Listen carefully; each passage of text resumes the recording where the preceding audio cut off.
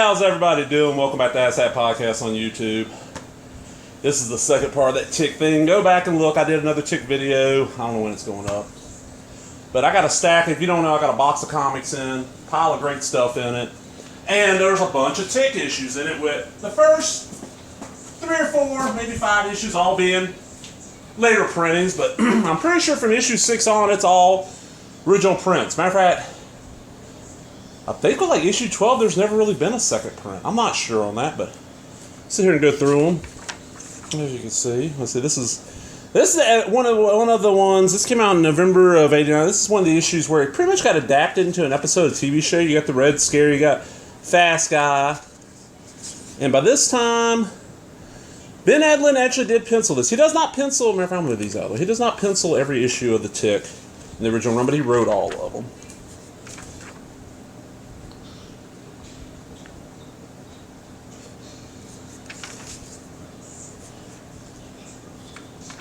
And it's just, same stories in the comic. There's so many superheroes in the city, they hire out villains so they can look super heroic, so. That look better? Yeah, that looks better. It's just a great little, and then you get this infamous panel. Thank you, God. That's been reprinted a bunch. I think it's even a poster. It's a cool little comic. I mean, I'm so glad I got these. I have these. I mentioned before, I had the omnibus. The Tick Omnibus, I have that, but there's stuff in these that are not in those, like the letters pages, the Tick Talk, not TikTok, or you old enough to remember, early days of broadband internet, Tit Talk, which, I mean, an inside joke. I don't think the person that would get the joke watches anymore, but I'll go ahead and say it. Man, I just Tit Talk 2 cigarettes. Yeah, I know. I'm all about the obscure references that 2 people get. Well, usually the 2 people don't watch this. Look at that great back cover. Okay. Then we're going to go on to issue 7. Now, this is the first appearance of the man-eating cow. And we got Angus, what is his name? Angus McGuire. He's basically Nick Fury. Well, he looks like Reuben Flagg from American Flag. I mean, hold on, let me pull that a little closer. Look at that. Tell me that don't look like Reuben Flagg. That jaw. Yeah, he looks like some Howard Chaykin shit. I love Howard Chaykin. You got all the great villains in here, like, Zipperneck, the Crease, Harriet Curse, Eyebrow Smith, Boyles Brown. This is the Chairface Chippendale, and this one Tick comes up with Spoon as his catchphrase. His battle cry and authors, of course, is not in the face, not in the face. And the first appearance of the Octowieners. And I forgot this. I love this part. This stands out for me. What this fest needs, author, is Pez. Yes, Tick loves Pez. Just like me. Now he's going for Pez, and we got what? Let's see what we got on there. Let's see if we get close. There's like a Mickey, it looks like. Okay. Of course, everybody knows that I've never seen Pez sold like that. They're in a baggie or a card. They're not loose. Except for collector Pez. You go to a collector shop, they're going to have them loose. I need to do another Pez video. I've been picking them up recently. But him and Angus and Tick break into this super villain gathering here. Chairface Chippendale's going to use a laser to carve his name onto the moon. That's his big thing. I will write my name across the face of the moon. And you know what? Give me a second. I'm going to try something. Alright, that looks better to me. I had more light on than I needed. I'm experimenting. I'm always trying shit here. So he's got the laser, and he starts shooting the laser up, and he's got C-A. C-H-A. He gets Chaw up on there, and then he gets stopped. So in later issues of the Tick, and other comics that are connected to the Tick, I think Lethargic Lad's one of them, you will see the moon with Ba-boom, Chaw written on it. There's the man-eating cow.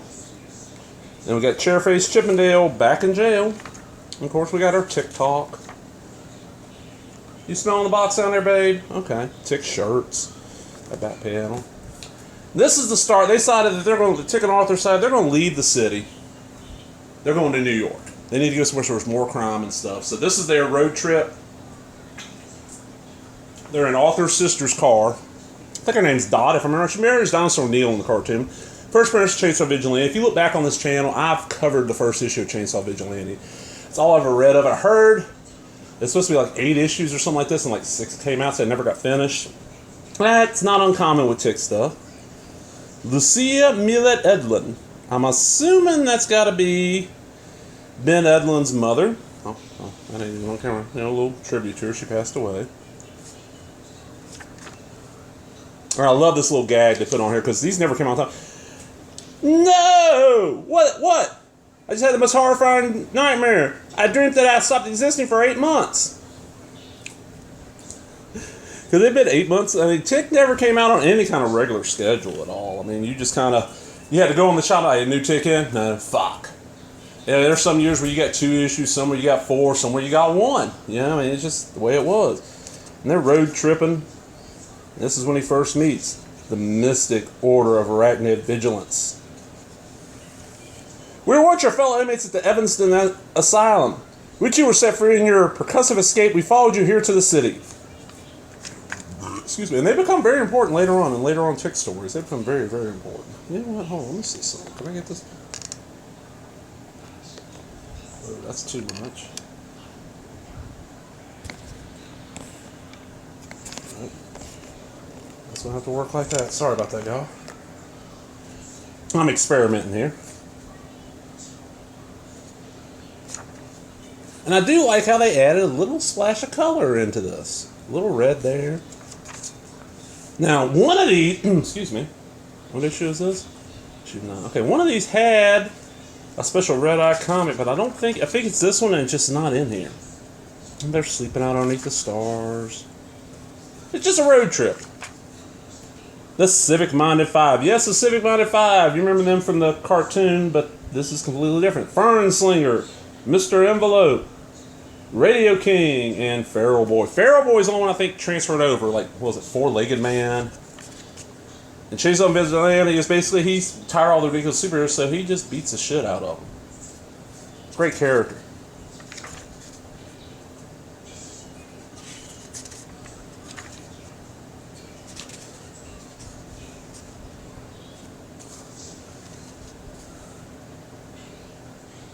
And a nice little thing about talking about the lateness of the issue. Join the Tick Society, Mystic Order of Arachnid Vigilance, and you get all kinds of stuff there. Disaster strikes. And their TikTok page.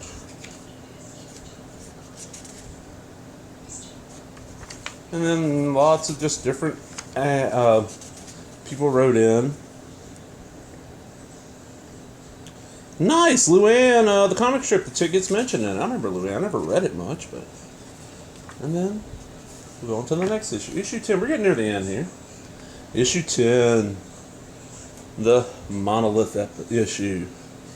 It's another great issue. Ha! Change of Vigilante. And then this one is from... October of 91. Wow. And they're advertising Chroma Tick. Let me pull that over. I showed issue 3 of Chroma Tick. That's the only one I have. I actually prefer this Tick stuff in black and white. I'm sure nowadays with the color techniques they have, the color could be a lot better, but the old coloring just didn't work on it. Is this where... Oh, is this where Arthur meets...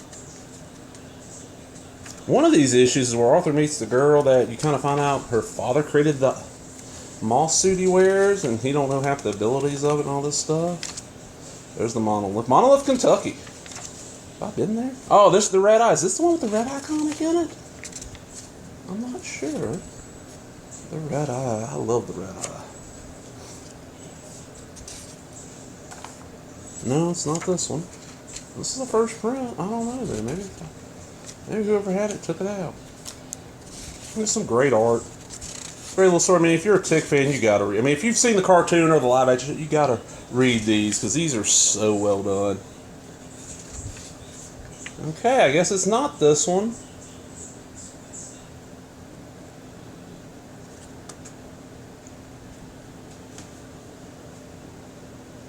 $18 for 6 issues of subscription to the Tick. Well, if you order a subscription right when this came out, you get 2 issues because 11 and 12, and then maybe they give you some of the minis. I don't know. Love that back cover. That back cover is pretty badass. Alright, whoa, this one's bagged and boarded. Oh, it's not sealed though. Now I have this issue. This is my second copy. Issue 11 is the Comic Club. This one got adapted into the TV show. It's the Tick versus Barry the Tick and Agrippa. There's Arthur. There's what? The Aquaman kind of parody. The Ant, Flamingo. And what it is, they end up going to this. There's the girl. I'm pretty sure she is the one that ends up becoming the female author. And they go to the city and there's all these heroes everywhere and there ain't enough villains for the heroes. And they get invited to the Comic Club. There's Threcker-Zog. How many of y'all remember Threcker-Zog? Probably not many of y'all. He's in the comic though. I mean the cartoon. Comic Club. Friendly Fire. This is the vigilante table. Handrill Harry. Oh God, what is his name? He's basically the Punisher. And of course, Arthur's not allowed in because he's a sidekick. He gotta go hang out in the Sidekick's Lounge, and of course, sorry about that, I can't shut the phone off in this room. And it never stops ringing. Sidekick's Lounge, all the sidekicks. They're all named Johnny something. This one follows, the cartoon follows is fairly close.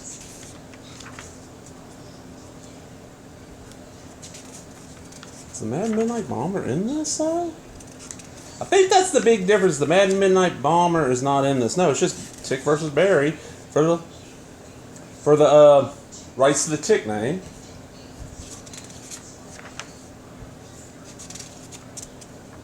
And Tick ends up winning, so he gets all Barry's shit. And that leads us into the next issue. Advertising Manny and Cal and Paul the Samurai. Tick Circus of the Mighty. That's like their old hot mood. Nice back cover there. Really nice back cover. Then we got issue 12, which I have 2 copies of. So I'm just going to put one to the side. It's the final issue of the Edlund run, of course, as everybody knows.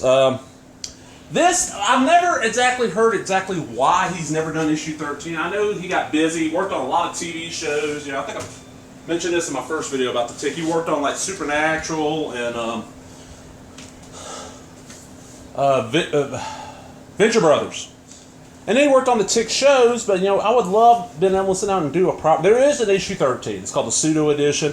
And it's basically based on little hints that Ben left. The guy finished it off because anything that came out after issue 12 skips 13 and just kind of glosses over it. So, well, let's see, we even got a cover to the next issue. But it never happened. So let's see here. This is May of '93. Published intermittently. I like that. You got Barry going back to his house, and he's lost everything. The Tick's going up there because now he owns the Tick Cave. All Barry's equipment. And basically what it is that Tick and Arthur are trying out all the different stuff Barry's got, and Barry's plotting revenge on him. So he ends up, the female moth. Who we're pretty sure is Laverne. They've never come out and said that, but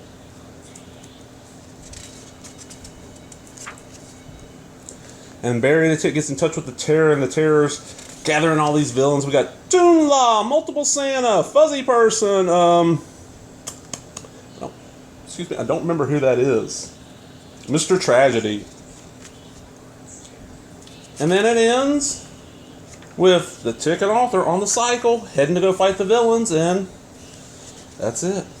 That's in a Ben Edlund's run on the Tick. He's done some pinups and stuff, but that is it. And at the time, they were putting out, look at this. Gestalt 1, 2, Tick 12, Krima Tick 6, Man-Eating Cow, Tales Too Terrible to Tell, Anti-Hitler Comics, Paul the Samurai. You know, they're putting out a lot of stuff, but, you know, they couldn't get Edlund to come in and do a lot.